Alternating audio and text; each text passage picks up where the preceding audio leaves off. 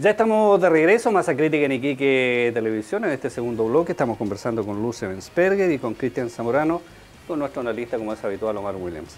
El tema del Estado, Omar, el tema de la gente que se dedica a la política. Muchas veces uno escucha, ¿cierto?, cuando se pretende resolver algún problema, que la ley no lo permite, que no están las condiciones, y te lo dicen los políticos, digamos. ¿Ah? No, es que la ley no permite esto. Bueno, y usted, señor, no está para legislar, no... da la impresión de que esto es como tierra de nadie, digamos. ¿Ah? Yo sí sé capacidad de legislar. Permíteme que me ría, pero yo ya a esta altura, cuando uno ve los consejos municipales, ve los consejos regionales, ve el parlamento, entonces uno dice, bueno, a ver, ¿a qué se juntan? ¿Ya? Hay una noción, una concepción de decir, mira, vamos a hacer tal énfasis para el desarrollo de la comuna, vamos a tratar de solucionar este problema. ¿Cuál es el debate que se da en estas 3 instancias? O sea, y el Parlamento, yo no sé qué están legislando. Lo que sí sé que lo que no están legislando, ¿ya? No están legislando la no renovación de sus periodos de la repostulación. Eso ya quedó fuera eso no está en Era hasta el 24, ¿no? La propuesta. No, ya ni siquiera es. Ni siquiera entrar a discusión este año. En este año legislativo no entra a discusión esa ley. Por lo tanto, quedó para... Un punto concreto, Luz. Se ha hablado, por ejemplo, acá de la avenida Baquedano, ¿ya? Y cada vez que uno propone, hay arquitectos, hay gente, ¿cierto?, que ha hecho propuestas, que hay que cambiar, no sé, los sistemas ¿cierto?, de alumbrado, los sistemas eléctricos de las casas, hay que, no sé, poner cortafuegos, en fin. No, es que el Estado no puede intervenir ¿cierto?, en la propiedad privada, y sería todo, digamos, es una frase, y ahí sí Baquedano, digamos, esperando, ¿cierto? Y tocamos madera que no vaya a pasar, ¿cierto?, lo que pasó en el sur, porque algunos arquitectos lo han señalado estos días, que nuestro bosque es la ciudad, digamos, es el pino oregón que tenemos en la ciudad. Ahora, efectivamente hay un principio general que el Estado no puede gastar plata, ¿no es cierto?, en propiedad privada, pero también existen programas y proyectos en que sí se puede hacer una combinación de eso. En Santiago, la Municipalidad de Santiago, en el tiempo del alcalde Raúl Alcaíno, renovó todo el barrio Brasil, que estaba muy venido a menos, hoy día es un lugar turístico, está mejorada la fachada, con proyectos con los privados, con proyectos con los vecinos y con recursos públicos. Por lo tanto, aquí hay que buscar la manera correcta de hacerlo, y sí se puede. Efectivamente, en Baquedano, ¿no es cierto?, vivimos en mi periodo y ahí un incendio en la casa vecina al Palacio Estoreca, ¿no es cierto?, que era del exalcalde Silva, que después él tuvo que reconstruir. Hoy día está ahí el bar Los Radicales, construyó un cortafuego, en fin, pero ponen en peligro nuestro patrimonio. Ahora, yo creo que las autoridades, además, debemos llevar a la práctica muchas de las cosas que se dicen. Por ejemplo, en nuestra región, yo creo que una de las cosas que le dimos más fuerte durante los 4 años que nosotros tuvimos en el gobierno regional fue el tema de la emergencia, cómo abordar la seguridad ciudadana frente a la emergencia. Pero eso tú no puedes hacer un par de proyectos y olvidarte y creer que cumpliste. El trabajo en la emergencia tiene que ser permanente, la educación a la gente frente a la emergencia tiene que ser permanente. Yo creo que hace 4 años atrás la mayoría de nosotros tenía la mochila en la casa con agua, con comida, con una frazada, etcétera. Hoy día a lo mejor todavía la tenemos, pero no hemos renovado nada, está todo vencido, no sé. Ponte tú, nuestro plan de desarrollo regional aprobado apunta como uno de los ejes centrales también el tema de la situación geográfica de Tarapacá y los riesgos que ella tiene. Pero los proyectos que después el CORE va aprobando a lo largo del tiempo no siempre se fijan, tengo un instrumento de planificación. Es decir, si yo quiero aprobar buenos proyectos y ya aprobé esto, si no estoy de acuerdo, modifícalo. Pero esto es lo que tengo. Aprueba proyectos que digan relación con ese avance, porque para eso sirve ese plan, para eso lo haces, porque esa es la visión de cómo tú quieres que la región vaya avanzando, y por lo tanto eso está plasmado ahí, y eso no se respeta. Cristian, tengo la visión, digamos, ¿cierto? La percepción, mejor dicho, de que la gente que se dedica a la política, digamos, estos temas, los temas relevantes, digamos, no están, digamos, no sé si tienen algún cartapacio, como decían antiguamente, ¿cierto? Tienen un documento con sus grandes líneas de trabajo, porque uno los ve más bien preocupados, ¿cierto?, de la Cámara, preocupados de estar al lado de la autoridad, ¿cierto?, para aparecer en la Cámara, preocupados de cortar una cinta en cualquier cosa donde ellos no tienen nada que ver muchas veces, pero preocupados de estos temas, preocupados, no sé, acabo de leer, ¿cierto?, un tema aluvional que se está haciendo en Antofagasta. Aquí hay un proyecto, no sé si en qué está ese proyecto, porque eventualmente pueden haber aluviones en la ciudad. Tenemos ciertos sectores que son inundables, que en un mega sismo perfectamente pueden ser prácticamente pasados a llevar por un tsunami de grandes proporciones. Pero estos temas no los vemos, no se los escuchamos a la gente que está en la política, a ninguno, desde los parlamentarios hasta el último y más modesto de los concejales. Desde los griegos el cáncer de la política es la demagogia y luego que se transforma en populismo, no es algo de novedoso. Yo creo que el populismo, cuando se habla de neopopulismo, yo creo que simplemente son los medios de ser populista que han cambiado, pero eso siempre ha existido, entregar falsas respuestas a problemáticas concretas o hacer el diálogo directo con la masa, eso siempre ha existido. El asunto es que, como tú lo puedes ver en una teleserie muy de moda, House of Cards, donde con Frank Underwood. Con Frank Underwood. Sí, que muere el funcionamiento. Es verdad que la política funciona así, no es por nada que el libro referencia por un político debe ser El Príncipe de Maquiavelo, y de Maquiavelo viene el adjetivo maquiavélico. Es decir, yo no le voy a decir eso a luz, pero porque si el fuego enemigo hace parte de la política, la relación amigo-enemigo, el fuego amigo es peor. Yo recuerdo cuando usted... Cada uno lucha para llegar justamente a la cúpula del poder. Pero, ¿qué pasaría si el político sería franco, honesto y directo y diría, bueno, yo hago esto para lucirme personalmente, fortalecer mi cuenta bancaria, fortalecer los míos y todo eso? No podría ser. Y al límite es normal que funcione así un político porque quizás es el motor. Lo que se le pide a eso es que también trabaje para el interés general. Lo mismo pasa cuando se habla de corrupción, como Chile es un país hoy en día, cuando yo regresé hace como 10 años decían que no era corrupto, hoy en día nos damos cuenta que Chile igual es corrupto.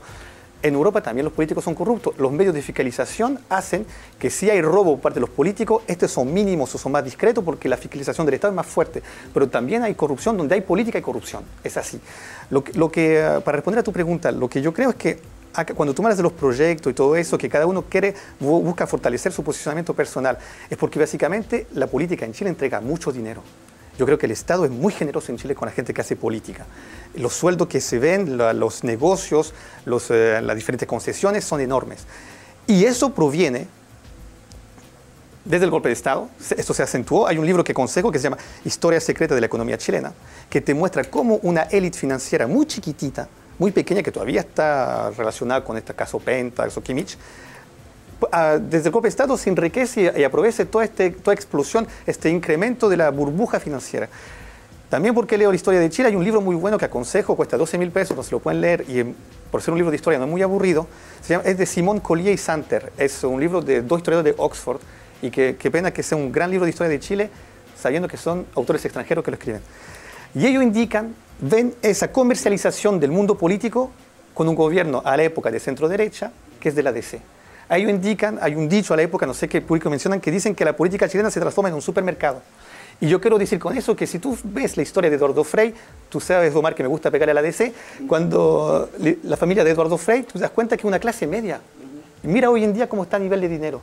Ya, me gustaría saber, ¿ellos hicieron negocios, son empresarios o trabajaron siempre en la política para llegar a este nivel de fortuna? Entonces, lo que quiero decir con eso es que la política sirvió un momento de agencia de empleo, casi de pymes, para muchos, una gran pyme fructuosa donde las pérdidas no las asume el tipo que toma la decisión, sino el Estado, pero todas las ganancias las asume el tipo que toma las buenas decisiones en ese momento. Yo creo que ahí eso debe cambiar, porque eso después se transformó en una, ¿cómo decir?, una especie la función pública se transformó en otra cosa que en la función pública. Y eso debe cambiar, y eso es un salto cualitativo que debe hacer el país, pero eso no lo va a hacer porque en realidad el motor de todo eso es la Constitución, pero la Constitución sabemos que no se va a cambiar, porque este proceso constitucional fue un chiste y fue una pérdida de dinero alucinante, pero yo creo que eso se puede cambiar sin cambiar la Constitución. Y eso, ¿cómo puede realizarse, suena muy jesuita, pero con un sobresalto moral de la clase dirigente. Y este puede simplemente suceder si tocamos fondo. Y no hay que preocuparse, porque no es el primer programa que yo digo, porque hasta allá vamos. Sí, absolutamente. Pero podrías a lo mejor inhabilitar a los ministros, a los intendentes, a los gobernadores, a los que ejercen cargos públicos para optar a cargos políticos de elección popular.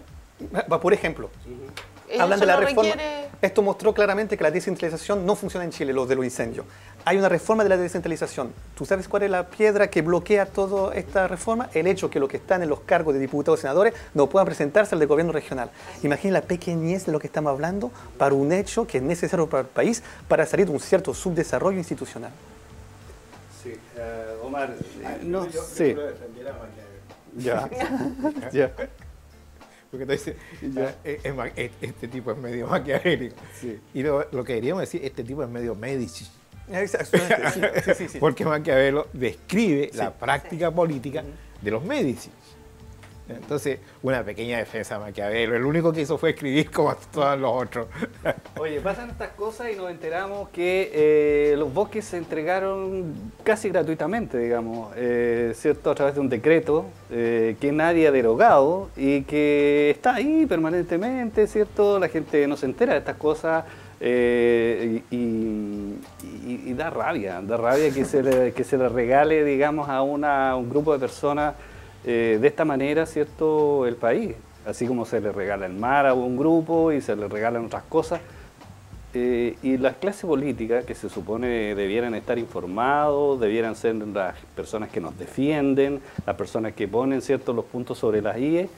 De esto de forestal nunca he escuchado hablar nada. Todos los acontecimientos y hechos que nos hemos enterado de los últimos 2 o 3 años sobre el financiamiento ilegal de la campaña, ¿qué te está diciendo? A ver, lo voy a decir de manera muy vulgar. ¿Quién lleva la batuta? ¿El Parlamento? Hay 2 formas de ver el Parlamento. Yo puedo ver el Parlamento en torno a las coaliciones políticas y también puedo ver el Parlamento en torno a la bancada empresariales. Sin duda está la bancada Soquimich, que es transversal. Está la bancada Corpesca, que es transversal. Y suma. Ahora ha aparecido los forestales. Y ahora van a aparecer los forestales. Pero ojo, lo que pasa es que acá hay un hecho que yo creo viene gravitando hace mucho tiempo y finalmente la Concertación, cuando hace esa promesa, no la cumple. El golpe de Estado no solamente fue un derrocamiento, fue la constitución de un nuevo Estado en Chile. Y esa concepción de Estado, a tantos años después del golpe, no ha cambiado. Seguimos en esa misma lógica y en esa misma concepción de Estado. Por lo tanto, todo lo que se genera, ya bajo la lógica de que va a haber chorreo, en la lógica económica del chorreo, entonces todo está pensado y generado para que el sector empresarial sea el motor. Y eso contradictorio o se contradice con la lógica de Estado que teníamos antes, que decía básicamente que los sectores medios y los sectores populares eran los impulsores del desarrollo o de las transformaciones. Yo primero creo que la clase política efectivamente hoy día está bastante a mal traer. Creo que nunca en la vida es bueno generalizar. Creo que hay políticos notables, buenos y que están ahí por un tema de vocación de servicio, como hay otros que abusan del sistema. Creo además que tampoco se puede, ¿no es cierto?, diabolizar a los empresarios. Creo que hay buenos y malos empresarios. Creo que el tema del financiamiento irregular de la política es un tema muy duro en nuestro país, generalizado, que se hizo una costumbre, que hasta antes que esto explotara, yo creo que, claro, había gente que abusaba de ello, además obteniendo un beneficio personal, pero estaba dentro de esa clase política, era como una costumbre y estaba bien aceptado, y había mucha gente que de buena fe no entendía que estaba cometiendo una ilegalidad. Creo también que hay muchos políticos que, no obstante haber recibido financiamiento de las empresas, no por ello venden su conciencia y su voto a esa empresa que los ayudó. Creo ¿Le que... crees a la Jacqueline Van Rysselberghe? ¿Cómo? ¿Le crees a la Jacqueline Van Rysselberghe cuando ella dice que no...? Yo soy abogado y creo en la presunción de inocencia. Creo que hay que demostrar con hechos, y sobre todo hoy día que ella está ejerciendo un cargo público de esa naturaleza, además de ser senadora, ¿no es cierto?, es presidente de mi partido político. Yo creo que ella lo va a demostrar. Eso es lo que se comprometió y hasta hoy día no ha habido nada más que eso, ¿no es cierto? Pero creo que uno tiene que apuntar a mejorar eso. Se modificó la ley, pero vuelvo a decir, aquí el centro de todo vuelve a ser, y me voy a cambiar de tema, la descentralización, porque hoy día es muy distinto ser político y ejercer en Santiago que en una región. Te doy un hecho concreto.